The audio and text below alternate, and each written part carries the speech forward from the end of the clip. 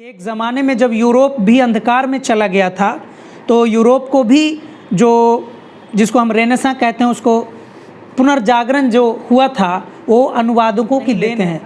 या फिर आप देखें कि भारत की प्राचीन संस्कृति और साहित्य जो नालंदा विश्वविद्यालय में जो भी बुद्धिस्ट लिटरेचर सब जला दिया गया, कुछ कर दिया गया। ऐसी कितनी भी भाषाएं जो हम नहीं जानते हैं, अतीत की भाषाएं नहीं जानते हैं, वो आज भी हमारे सामने है। तो कहीं न कहीं बिना अनुवादक के वो सब संभव नहीं था। कोई काम कब बड़ा होगा, वह एक ऐतिहासिक क्षण, ऐतिहासिक समय आ जाता है, वो तय करता है। पुस्तक भूरा का अनुवाद करने वाले डॉक्टर धर्मराज कुमार जेएनयू के हमारे साथ हैं। इस पुस्तक को ट्रांसलेट करने में और ये किताब अब पब्लिश हो चुकी है, आपकी क्या प्रतिक्रिया है, आप कैसा अनुभव कर रहे हैं, अपने ख्यालात का इजहार कीजिए। सबसे पहले अभय जी, मैं आपको शुक्रिया अदा करता हूं कि आपने अपना कीमती वक्त इस किताब के लिए, इस आयोजन के लिए और मेरे लिए निकाला। आपके सवाल का जवाब मैं इसमें देता हूं कि जो अच्छी किताबें होती हैं, भूरा शरद बाविस्कर लेखक हैं और मुझे इसका हिंदी में अनुवाद करने का मौका मिला। मुझे बहुत अच्छा लग रहा है कि करीब 1.5 साल, पौने 2 साल की कड़ी मेहनत से और बहुत ही लंबी बातचीत, लेखक के साथ लंबी बातचीत और परिश्रम का फल के रूप में PPH यानी people's publishing house private limited से यह किताब छपकर आ गई है। और इसके अनुवाद की प्रक्रिया में जो भी बातचीत लेखक के साथ हुई, जो डिस्कशन हुए, जो आत्मकथा विषय पर जो लंबी बातचीत हुई, लंबी मतलब बहुत लंबी, इतनी लंबी कि उसमें अकादमिक जगत में 3 सेमेस्टर उसमें ख़त्म हो जाते हैं। तो मुझे बहुत अच्छा लग रहा है। और सबसे अच्छी बात यह है कि ये भूरा आने वाले समय में बहुत ही महत्वपूर्ण पुस्तक के रूप में जानी जाएगी। और जब यह पाठकों के पास पहुंचेगी तो पाठक फिर से साहित्य की तरफ बढ़ेंगे, पढ़ने के लिए उनकी पढ़ने की तरफ बढ़ेंगे। साहित्य जो कि अभी आजकल देखा जाता है कि जब से मोबाइल आया है, इंटरनेट आया है, लोग किताबों से दूर हो गए हैं, क्योंकि हर व्यक्ति को छोटी से छोटी चीज़ें चाहिए, 1 मिनट की चीज़ें चाहिए, चंद सेकंड की चीज़ें चाहिए। जबकि एक किताब को पढ़ना एक मनन चिंतन की प्रक्रिया से गुजरने जैसा होता है। खासियत क्या है, क्यों ये अहम है आपकी नज़रों में? इस किताब की सबसे बड़ी खासियत ये है कि यह किताब भारत की जो असली आबादी है, जिस आबादी में, जिस समाज में भारत निवास करती है, वहाँ की कहानी वहीं की दृष्टि से और उसी की ज़ुबानी में लिखी गई है। भले ही इसकी पहली भाषा मराठी थी, अब दूसरी भाषा हिंदी, जो बहुत बड़ी भाषा है। उत्तर प्रदेश, बिहार, मध्य प्रदेश, छत्तीसगढ़, ऐसे तमाम बड़े राज्यों में हिंदी एक प्रमुख भाषा है। लेकिन उसकी आत्मा जो एक कहते हैं, सांस्कृतिक व्यवहार, सांस्कृतिक सोच, जिसके कारण हम भारत को भारत कहते हैं, उसका यह किताब बहुत ही मार्मिक तरीके से, गंभीरता से उसको रखती है, उसका प्रतिनिधित्व करती है। मेहनत से कुछ भी किया जा सकता है। और मेहनत जो हम करते हैं, हो सकता है मेहनत कई बार कई लोग करते हैं, लेकिन सकारात्मक सोच के साथ और आत्मचिंतन करते हुए, आत्ममंथन करते हुए मेहनत बहुत कम लोग कर पाते हैं। क्योंकि जो लोग करते हैं, आगे बढ़ते हैं, वो अपनी कहानी नहीं लिख पाते या उनके ध्यान से ये बातें छूट जाती हैं।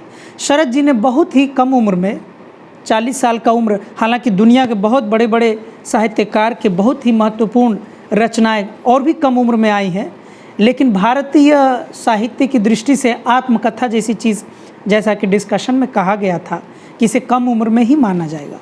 लेकिन यह जो शरद बाविस्कर जी ने पहल किया है कि अपने संघर्ष की कहानी को उन्होंने कलमबद्ध कर दिया है, लिख दिया है और पाठकों के बीच पहुंचा दिया है, तो मुझे लगता है कि यह एक समाज को दिशा देगा और समाज में सकारात्मकता भरेगा, सकारात्मकता का संचार करेगा। जिस भारत का अकादमिक और शैक्षणिक जगत में उच्च वर्ग के लोगों का, सवर्णों का दबदबा है। दुर्भाग्य से इस अकादमिक जगत में भी जो भी साहित्यकार जनता की बात करेंगे, जो भी साहित्यकार वर्ग संघर्ष के तहत जो सच है उसकी बात करेंगे, तो वो चाहे सवर्ण ही क्यों न हो, वह भी सड़क पे ही छोड़ दिए जाते हैं। उनके लिए भी, ऐसे लोगों के लिए भी अकादमिक जगत में कोई जगह नहीं है। हम देख रहे हैं कि देखते हैं, इतिहास गवाह है कि प्रेमचंद की जब मृत्यु हुई तो प्रेमचंद की जो आर्थिक हालत थी वह बहुत ही ख़राब थी, जबकि वह भी तो कायस्थ समाज के थे, अपर कास्ट थे। आज की दृष्टि से देखें या उस समय भी वो अपर कास्ट से थे। मुक्तिबोध जो खुद मराठी श्रेष्ठ ब्राह्मण थे, लेकिन मुक्तिबोध को भी वर्षों तक यूनिवर्सिटी में नहीं घुसने दिया गया था। तो बात विस्तार से अगर हम गंभीरता से देखेंगे तो दुनिया के किसी भी यूनिवर्सिटी में एक खास प्रकार के वर्ग के लोगों का वर्चस्व होता है, उच्च वर्ग के लोगों का वर्चस्व होता है। लेकिन भारत में यह समस्या और गंभीर इसलिए बन जाती है क्योंकि यहाँ वर्ग संघर्ष का जो इतिहास है वह उतना सीधा सीधा नहीं हुआ है। पूरी दुनिया में, चाहे यूरोप हो, अमेरिका हो, चाहे ब्लैक लिटरेचर हो, या जो आज के देखते हैं कि ऑक्सफोर्ड यूनिवर्सिटी हो, हार्वर्ड यूनिवर्सिटी हो, दुनिया के जितने भी श्रेष्ठ विश्वविद्यालय हैं उस सब में डाइवर्सिटी है। प्रोफेसर सारे समाज के लिए जाते हैं, ब्लैक्स हैं, वाइट्स हैं, जूज़ हैं, आर्यंस हैं, क्रिश्चियंस हैं, मुस्लिम्स हैं, सारे लोग होते हैं, क्योंकि वहाँ पे सीधे सीधे लड़ाइयाँ रोड पर हुई हैं। भारत में ऐसी संस्कृति नहीं रही है। हाँ, इतना ज़रूर होगा कि इस किताब को पढ़ने के बाद उनके मन में यह एक रिमाइंडर जैसा उनको लगेगा। उनको कम से कम जब उनका आखिरी वक्त होगा, कहीं ना कहीं रिटायरमेंट के बाद या मरने के एक दिन पहले, एक घंटे पहले, उनके दिमाग में, उनके जहन में ये बात ज़रूर आएगी कि उन्होंने जितना गलत भेदभाव अपने जीवन में लोगों के प्रति या मन में रखा या व्यवहार में रखा, उसके बिना भी वह उससे भी सुंदर जीवन जी सकते थे। कम से कम इस किताब को पढ़ने के बाद उनके मन में ऐसा ज़रूर आएगा। आपने 1 से लेके 2 सालों तक इस किताब का अनुवाद करने में वक्त लगाया, काफ़ी मेहनत की। आज इस अनुवाद को लेके आपकी बड़ी सराहना भी हो रही है। आप एक यंग अनुवादक हैं, ट्रांसलेटर हैं। जो लोग ट्रांसलेशन की दुनिया में आए हुए हैं उनके लिए इस किताब के अनुवाद करने के बाद या जो भी आपके अनुभव हैं, 2-4 बातें आप बताना चाहेंगे जिसका वो ध्यान रखें अगर अनुवाद करें तो? देखिए, बतौर अनुवादक मैं अपने अनुवादक मित्रों से, जो अनुवादक बनना चाहते हैं, बनने की ख्वाहिश रखते हैं और अनुवादक हैं और मुझसे बड़े अनुवादक हैं और अच्छी अच्छी किताबों का जिन्होंने अनुवाद किया, सब के लिए, सब की तरफ से मैं यही कहूँगा कि अनुवाद एक ऐसी विधा है जो पूरी दुनिया में आज से नहीं चल रही है। मुझसे पहले भी थी, मुझसे पहले भी बहुत बड़े बड़े अनुवादक हुए हैं, मेरे बाद भी होते रहेंगे। लेकिन यह सोच के नहीं घबराना चाहिए कि कोई बड़ा अनुवादक है, कोई ज़्यादा पैसे कमाता है, मेरी आय कम है तो मैं बड़ा काम नहीं कर सकता हूँ। काम बड़ा कोई व्यक्ति नहीं तय करता है। कोई काम कब बड़ा होगा वह एक ऐतिहासिक क्षण, ऐतिहासिक समय आ जाता है, वो तय करता है। आप खुद इतिहास के इतने बड़े विद्यार्थी, इतने अच्छे शोधार्थी हैं, इतिहासकार हैं, पॉलिटिकल साइंटिस्ट हैं, आपको ही पता है कि एक ज़माने में जब यूरोप भी अंधकार में चला गया था तो यूरोप को भी जिसको हम रेनेसां कहते हैं, उसको पुनर्जागरण जो हुआ था वो अनुवादकों की देन है। भले ही इसे लोग गंभीरता से नहीं लेते हैं। या फिर आप देखें कि भारत की प्राचीन संस्कृति और साहित्य जो नालंदा विश्वविद्यालय में जो भी बुद्धिस्ट लिटरेचर सब जला दिया गया, कुछ कर दिया गया। ऐसी कितनी भी भाषाएं जो हम नहीं जानते हैं, अतीत की भाषाएं नहीं जानते हैं, वो आज भी हमारे सामने है। तो कहीं न कहीं बिना अनुवादक के वो सब संभव नहीं था। अनुवाद एक ऐसी प्रक्रिया है जो निस्वार्थ भाव से ही किया जा सकता है और अनुवाद एक ऐसे त्याग की भावना से सारे लोगों को करना पड़ता है कि रचनाकार को तो सब जानते हैं, अनुवादक को शायद ही बहुत कम लोग जान पाते हैं। ये पढ़े लिखों के बीच अनुवादक की थोड़ी बहुत पहुंच हो जाती है, लेकिन आम आदमी तो सिर्फ किताब देखता है, पढ़ता है।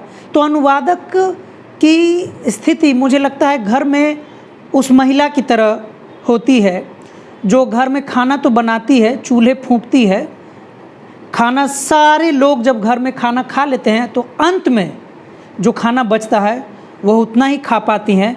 ऐसा बहुत कम देखने को मिलता है कि बराबरी में औरतों को बराबरी में जगह दी जाती है। तो अनुवादक की स्थिति अकादमिक जगत में सब दिन से ऐसी ही रही है और आगे भी ऐसी रहेगी। लेकिन जैसे समाज में न स्त्रियों का महत्व कम हुआ है और न साहित्य में या अकादमिक जगत में या पढ़ने के क्षेत्र में अनुवादक की स्थिति और अनुवादक का सम्मान कम होगा। ये कम कभी नहीं होगा।